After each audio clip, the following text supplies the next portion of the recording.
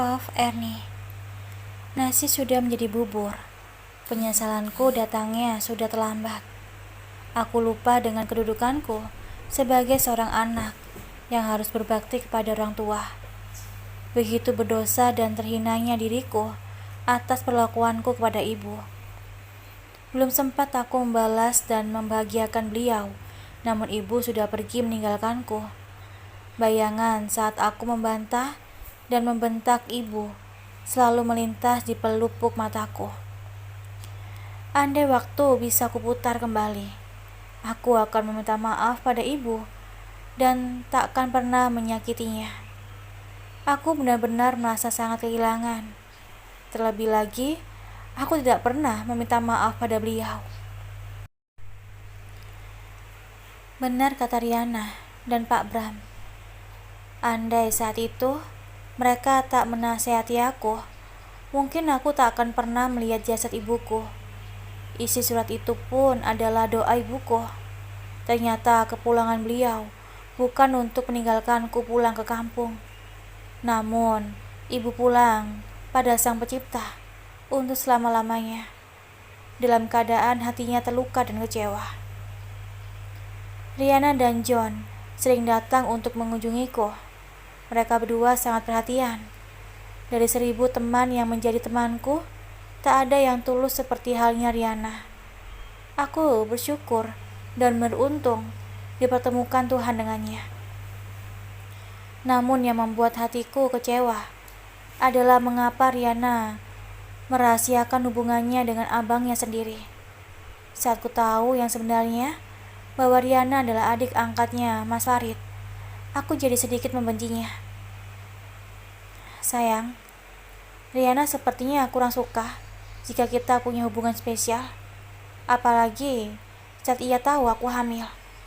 Ia sangat membenci wanita hamil di luar nikah karena mengira semua ibu akan membuang bayinya seperti hal ibunya dulu. Aku paham sayang, Riana hanya korban dari anak yang terbuang, ucap Mas Farid. Lalu Mas, apa bedanya Mas dengan ibunya Riana? Mas malahan menyuruh Ernie untuk menggugurkan kandungan Ernie. Pokoknya Ernie tidak akan pernah mau menggugurkan kandungan ini. Ernie tak meminta persetujuan orang tua Mas. Yang terpenting saat ini, Mas harus menikahi Ernie, ucapku tegas. Sayang, mengertilah, jika tanpa persetujuan orang tua Mas, maka segala warisan dan pekerjaan Mas akan dicabut. Kau mau Mas jadi gembel, ucap Mas Farid. Aku berpikir sejenak. Mudah-mudahan yang dikatakan Mas Farid bukanlah alasan semata untuk tidak mau bertanggung jawab. Kalau begitu, kita nikah siri aja Mas, ucapku. Baiklah sayang, tidak masalah, asalkan tak ada yang tahu kita sudah menikah. Kamu tahu kan, orang tua Mas mempunyai jaringan di mana-mana. Mas takut nantinya kita ketahuan, ucap Mas Farid setuju. Tak ada pilihan lain. Setelah anak ini lahir, aku dan Mas Farid akan menikah secara sah di mata agama dan negara. Hatiku begitu lega karena Mas Farid mau bertanggungjawabkan perbuatannya. Hari yang ditunggu-tunggu pun tiba. Dengan 2 orang saksi dan bapak penghulu, pernikahan kami pun dimulai. Tak ada tamu undangan ataupun keluarga yang datang, karena kami menikah secara diam-diam. Aku mengenakan kebaya putih, dan tak lupa Mas Farid memanggil tukang rias untuk merias wajahku. Aku tak menyangka akan menikah siri, padahal impianku dulunya adalah menikah di atas panggung yang megah dan mewah. Namun impianku tak sesuai harapan. Riasnya kok gini amat sih? Bukannya cantik malah wajahku kayak mak lampir, ucapku kesal dengan tukang rias. Ini udah fix rias kayak Ratu Minangkabau, ucap si tukang rias bencong seloyor. Ratu Minangkabau apaan? Hapus, bentakku. Tukang rias pun menghapus make upku yang sudah capek-capek ia poles. Apa masih lama? ucap Mas Farid membuka pintu kamar. Tadinya Eka udah selesai. Calon istri situ malah disuruh ngulang lagi. Jawab tukang rias sebal. Sini, ucapku merampas kuas make up yang ada di tangan tukang rias. Berapa sih kamu bayar sama Mas Farid? Nyari tukang rias gak becus. Palingan kamu ambil dari emperan toko, ucapku kesal. Sorry ya, Eka itu punya salon ternama di Bogor ini. Situnya aja yang jelek. Make up manapun gak akan cocok di wajah situ. Punya wajah kok boros amat, ejek tukang rias sembari meninggalkanku. Dasar bencong, ucapku melemparkan lipstik tepat mengenai tengkuknya. Au, Eka doain semoga suami situ gak betah sama situ, ucap tukang rias berlalu pergi dari kamarku. Aku pun keluar dengan riasan apa adanya. Riasan yang biasanya aku gunakan sehari-hari. Setelah akad nikah usai, aku pun melepas seluruh pakaianku dan menggantinya dengan baju tidur yang menggoda. Sedikit pun Mas Farid tidak menoleh ke arahku. Padahal sebelumnya, Mas Farid sangat agresif ketika melihatku tampil seksi seperti ini. Apa mungkin karena bentuk tubuhku yang tak selangsing dulu? Hingga membuat Mas Farid tidak berselera. Mas, mau kemana? Kita baru saja usai menikah, Mas, ucapku sedih. Mas tadi dapat telepon dari kantor. Maafkan Mas jika malam ini Mas harus pergi, ucap Mas Farid mencium keningku dan berlalu pergi. Aku benar-benar sedih dengan sikap dan perubahan Mas Farid. Mungkin aku saja yang terlalu terbawa perasaan dan sensitif karena bawaan hamil. Jarum jam saling bergantian sampai pagi. Namun Bang Farid tak kunjung pulang. Sedetik pun aku tak bisa tidur karena memikirkan suamiku. Baru 1 hari menikah, hatiku sudah menderita. Mas Farid yang kuanggap selalu ada untukku, kini bukanlah Mas Farid yang aku kenal dulu. Saat sepi seperti ini, biasanya Riana tetap datang mengunjungiku. Namun semenjak pertengkaran itu, Riana tak pernah datang lagi ke rumah. Aku bosan berdiam diri di rumah seperti ini, dan aku memutuskan untuk keluar ke toko mebelnya Pak Bram. Sekarang aku sudah sehat dan sudah bisa beraktivitas seperti biasa. Aku ingin kembali bekerja lagi seperti dulu. Sesampainya di sana, kulihat Riana sudah mengambil alih posisiku. Riana yang selama ini ku kenal baik, ternyata menikam dari belakang. Ia sengaja menyuruhku untuk istirahat total, agar ia bisa mengambil posisiku sebagai kasir. Pagi John, sapaku Rama pada John. Ernie, kamu sudah sembuh? Tanya Riana sok perhatian. Seperti yang kamu lihat Riana, ucapku cuek. Aku pun menuju meja kasir, tanpa bicara basa-basi lagi dengan Riana. Tak lama Pak Bram pun datang dan menyapa kami semua. Ernie, apa kamu sudah benar-benar sembuh? Ucap Pak Bram heran. Sudah Pak, ucapku tersenyum cerita. Maaf Ernie, aku selaku bos di sini bertanggung jawab penuh atas karyawanku.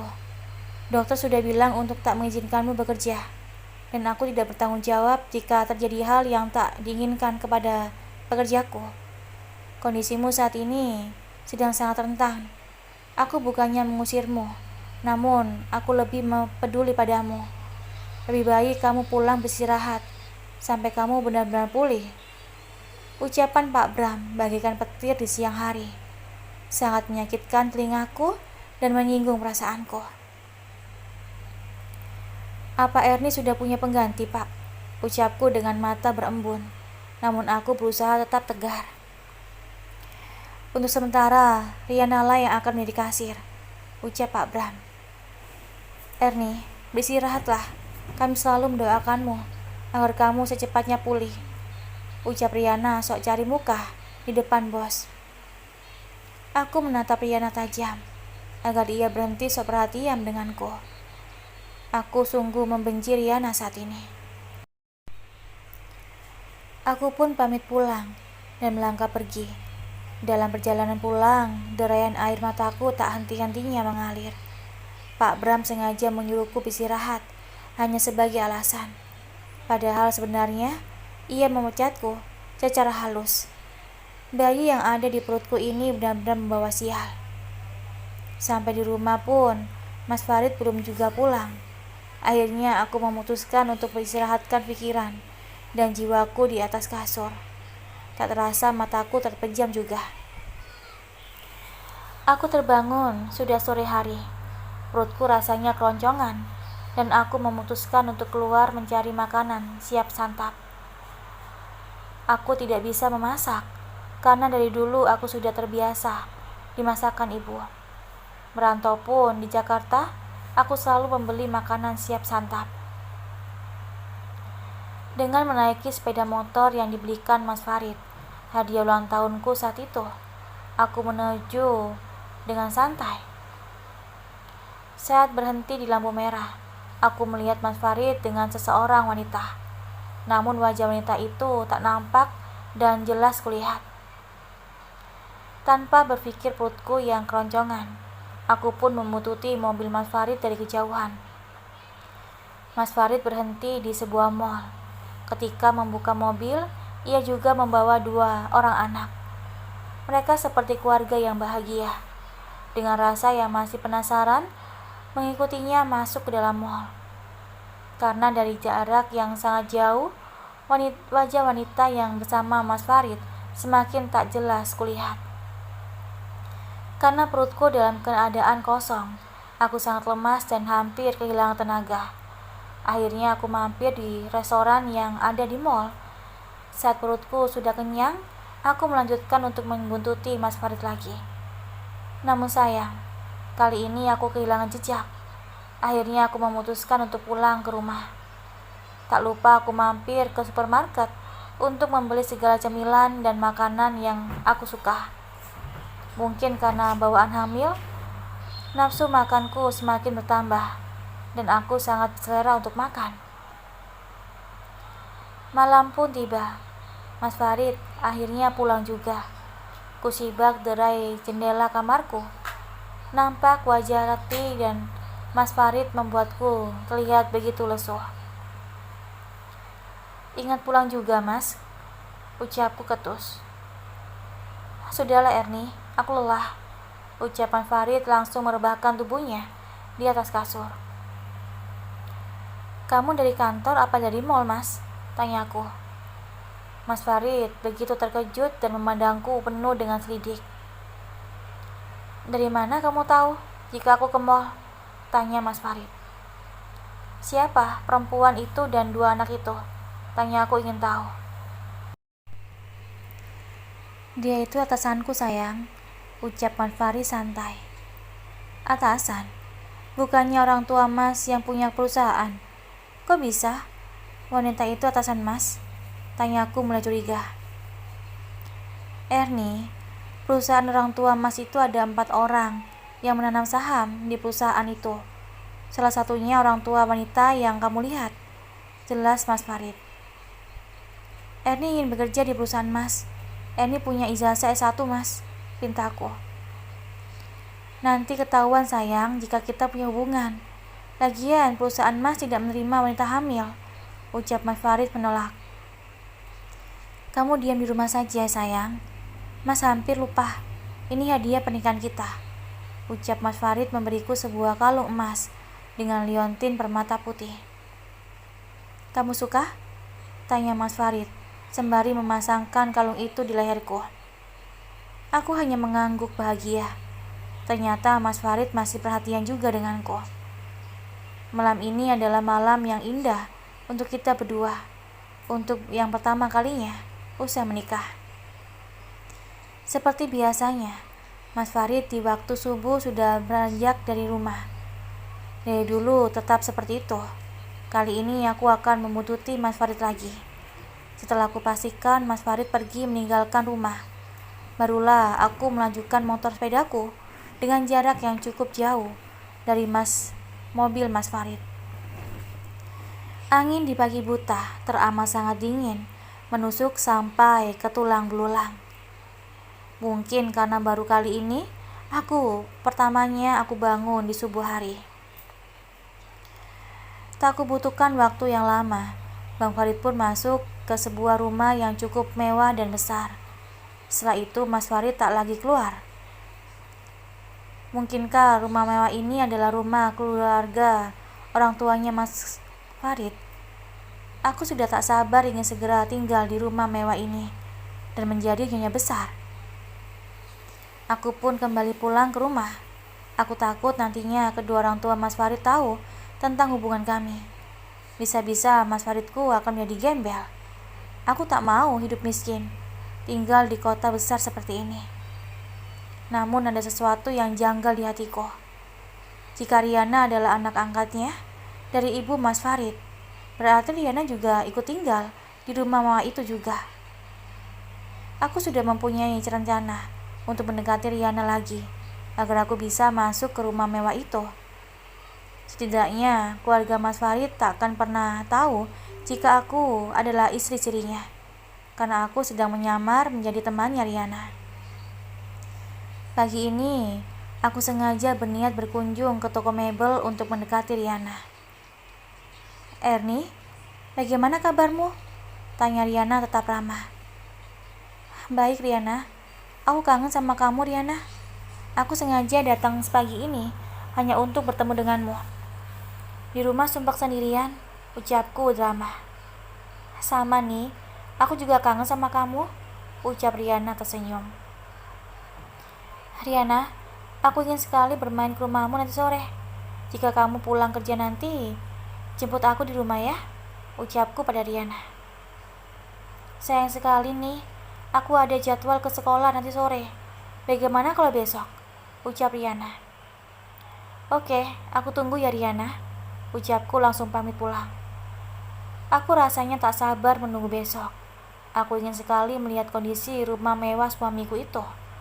Hari ini Mas Farid hanya pulang sebentar ke rumah dan pergi lagi. Aku sengaja tak bertanya ia kemana dan membiarkan suamiku seperti itu, karena aku tahu ia pasti pulang ke rumah mewah kedua orang tuanya. Bagiku tak mengapa Mas Farid pergi sesuka hatinya, yang terpenting uangnya terus mengalir untukku. Esok sore pun tiba. Seperti janjinya, Riana dan John datang berkunjung ke rumahku, sekaligus menjemputku pergi ke rumahnya. Nafasku agak ngos-ngosan berjalan kaki menuju rumah Riana. Aku salut dengan Riana yang setiap harinya berjalan pulang pergi menuju tempat kerja. Saat kami sampai di depan rumah mewah Mas Farid, Riana tak berhenti dan meneruskan perjalanannya. Ingin aku bertanya, namun aku lebih memilih diam dan mengikuti langkah Riana. Tibalah kami di rumah Riana yang sangat sederhana namun kelihatan sejuk dan rindang, karena dipenuhi tanaman sayuran di depan pekarangan rumahnya. "Ini rumah kamu Riana?" tanyaku memastikan. "Iya nih, ini rumah kontrakanku," ucap Riana tersenyum. "Kamu tidak tinggal di rumah Mas Farid?" tanyaku penasaran. "Dulunya memang aku tinggal di sana. Namun karena sesuatu hal aku pindah ke rumah kontrakan ini membawa ibu," jelas Riana. Namun pertanyaanku begitu banyak di benakku, hingga aku menjadi semakin penasaran dengan kehidupan Mas Farid yang sebenarnya. Aku tidak boleh berdiam diri di rumah saja. Aku harus menyelidiki sendiri apa yang dirahasiakan Mas Farid dariku. Mengapa ibunya Riana harus tinggal bersamanya? Apakah ibu Dija adalah ibu Riana? Sementara Mas Farid pernah bilang bahwa ibunya Riana meninggalkannya di waktu kecil. Mungkinkah yang dimaksudkan adalah ibu Dija? Aku semakin bingung dengan semua ini. Puff Erni. Malam pun tiba. Sekitar pukul 10 malam, Mas Farid pun pulang ke rumah. Wajahnya setiap pulang ke rumah selalu terlihat lesu dan letih. Seolah Mas Farid mempunyai beban yang teramat ditanggungnya. Kali ini aku tak akan marah ataupun mengajukan pertanyaan apapun. Aku ingin melayani Mas Farid seperti halnya dulu kami layani. Mas, sudah pulang? Tanyaku lembut sembari tersenyum manis. Mas lelah sayang, ucap Mas Farid langsung merebahkan kepalanya ke pangkuanku. Aku mengusap kepala Mas Farid dengan lembut dan sesekali mencium pipinya, hingga Mas Farid memejamkan matanya di atas pangkuanku. Dengan pelan aku memindahkan kepala Mas Farid ke atas bantal. Kemudian aku juga ikut tertidur di sampingnya. Aku sengaja terjaga dan tak ingin kebablasan tidur malam ini. Subuh pun tiba, namun Mas Farid tetap masih tertidur nyenyak di sampingku. Mungkinkah ia kelelahan karena memang banyak pekerjaan kantor yang harus ia urus. Mas, apa Mas tidak bekerja hari ini? Ucapku lembut di telinga suamiku. Mas lelah sayang, ucap Mas Farid langsung merengkuh tubuhku ke dalam pelukannya. Dengan keadaan matanya masih terpejam dan mengantuk. Tidurlah Mas, Erni mau mandi dulu, ucapku melepaskan pelukan Mas Farid dengan pelan. Aku pun mengguyurkan tubuhku dengan air shower yang mengalir. Kulihat bentuk tubuhku yang tak berbalut selai kain pun di depan cermin kamar mandi. Aku terlihat gemuk dan perutku mulai kelihatan membuncit. Body goalku yang dulu telah hilang dimakan waktu. Mungkin ini alasan Mas Farid cintanya berkurang dan tak betah di sisiku seperti dulu. Saat aku keluar dari kamar mandi, ternyata Mas Farid sudah tak ada. Dengan handuk yang masih menempel di tubuhku, aku mencoba mencari keberadaan Mas Farid di setiap ruangan. Namun Mas Farid tak terlihat. Aku pun membuka pintu rumah. Ternyata Mas Farid telah pergi tanpa permisi. Mobilnya sudah tak terparkir lagi di depan rumah. Bergegas aku mengganti bajuku dan secepatnya melajukan motor sepedaku ke rumah mewah kedua orang tua Mas Farid. Sampai di sana, aku memperhatikan mobil Mas Farid sudah terparkir di pekarangan luas rumah itu. Dan apa yang kulihat hari ini sungguh di luar dugaanku. Mengapa Mbak Sally sang nenek lampir berada di rumah mewah tersebut? Mungkinkah Mbak Sally adalah saudaranya suamiku? Oh, tidak mungkin. Aku akan mempunyai ipar segalak Sally.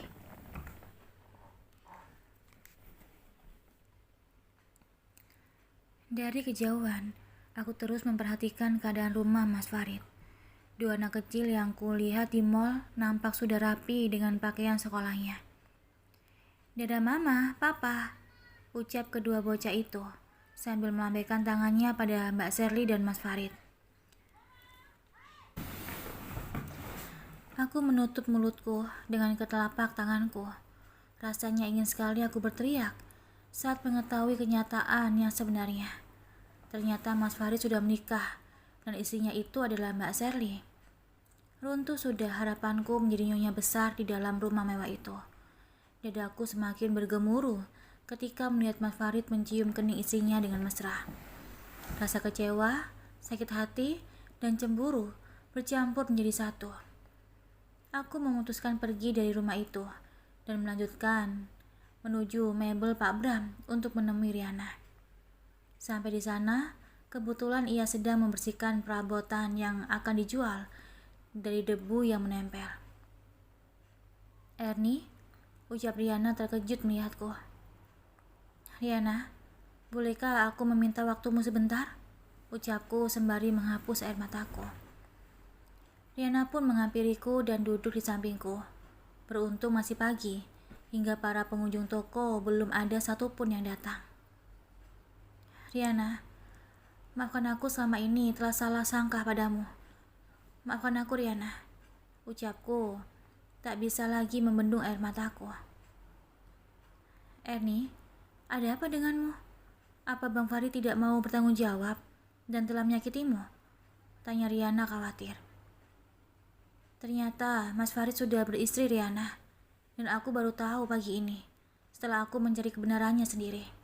Ucapku terguguh.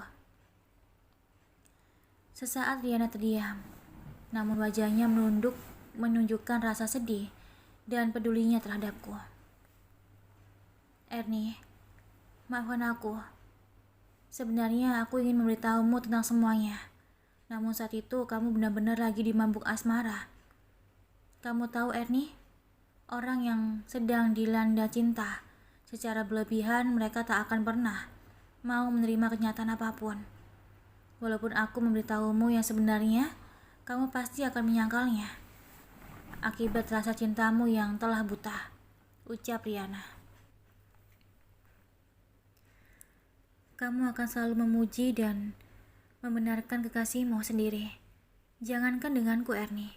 Dengan ibumu sendiri, bahkan kamu terang-terangan membandingkan kekasihmu. Ucap Riana berhasil membuatku kembali tergugu. Aku semakin merasa sangat bersalah pada ibu. Apakah ini adalah azab untukku?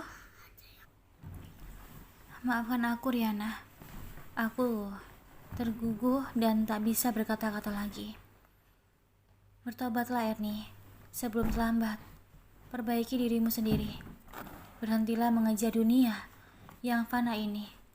Jangan terlalu terobsesi dengan harta yang tak akan bisa kau bawa mati kelaknya.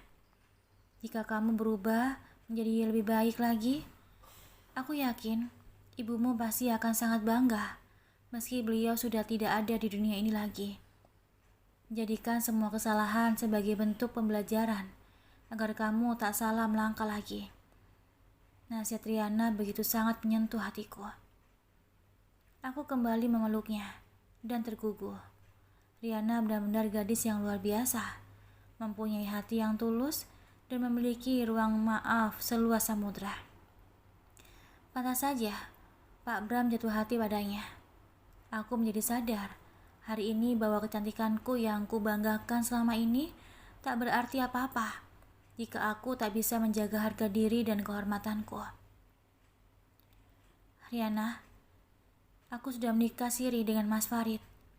Aku terpaksa melakukannya karena aku tak ingin bayi yang ada dalam kandunganku tak mempunyai ayah. Ucapku jujur. Nasi sudah menjadi bubur, Ernie. Jika kamu sudah menikah dan sudah memilih bahwa itu ya adalah pilihan yang tepat untukmu, maka terimalah segala konsekuensinya, ucap Riana. Lalu apa yang harus aku lakukan sekarang, Riana? Tanyaku. Berubahlah, Ernie. Niatkan dengan sungguh-sungguh, dan setelah itu baru kau akan mendapatkan jawabannya, ucap Riana. Aku pun pamit pulang dengan membawa sejuta luka di hatiku. Rumah minimalis yang lengkap dengan fasilitas dalamnya tak membuatku bahagia seperti dulu. Andai rasa bahagia itu bisa aku beli dengan uang yang kupunya sekarang, tentu aku akan membelinya. Namun sayang, ketika uang itu hadir, malah aku tak bahagia. Untuk saat ini, aku bertahan untuk bayi dalam kandunganku. Karena jika aku berpisah dari Mas Farid dalam keadaan hamil seperti ini, otomatis bayiku tak mempunyai seorang ayah. Mas, aku ingin Mas jawab jujur. Apakah Mas sudah berkeluarga? Tanyaku saat Mas Farid pulang ke rumah. Apa Riana yang memberitahumu? Ucap Mas Farid menundur Riana. Tak ada sangkut pautnya dengan Riana, Mas. Tapi Ernie sendiri yang melihat Mas bersama istrimu, Mbak Shirley. Jelasku. Baiklah, Ernie. Jika kamu sudah tahu semuanya tentangku, jika kamu ingin meninggalkanku, maka silakan, ucap Mas Farid santai. Tega kamu, Mas. Ucapku menampar pipi Mas Farid dan memukul-mukul keras dadanya. Kamu telah membohongiku dan menipuku, Mas. Ernie akan balas semua perbuatan Mas padaku. Lihat saja apa yang akan Ernie perbuat, Mas. Ernie yang Mas kenal bodoh lebih gila dari ini, ucapku mengancam. Lakukanlah, Ernie. Bahkan Mas tak akan mencegahmu. Kamu belum tahu saja siapa istri Mas yang sebenarnya, ucap Mas Farid terlihat santai. Aku tahu istrimu, Mas. Istrimu yang tak punya harga diri, mengejar laki-laki lain yang jelas tak menginginkannya. Wanita macam apa istrimu itu? Mempunyai suami malah mencintai orang lain. Hina aku karena sakit hati. Apa maksudmu, Erni? Tanya Mas Farid tak mengerti. Kalian sama-sama penipu, ucapku menunjuk ke arah Mas Farid.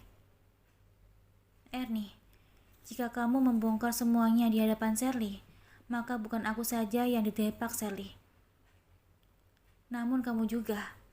Rumah ini dan segala isinya akan diambil semuanya oleh Sherly jika ia tahu hubungan kita. Walaupun rumah ini atas namamu sendiri, jelas Mas Farid. Aku terdiam dan berpikir sejenak. Sesekali suara Riana terngiang di telingaku. Aku tidak takut hartaku semuanya habis, Mas. Toh harta ini tak bisa membuatku bahagia. Bersiap-siaplah, Mas.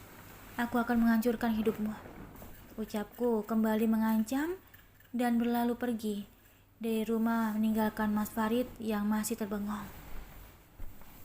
Ku ambil kunci motor sepedaku dan pergi mencari suasana yang nyaman, tempat aku membuang rasa sesalku.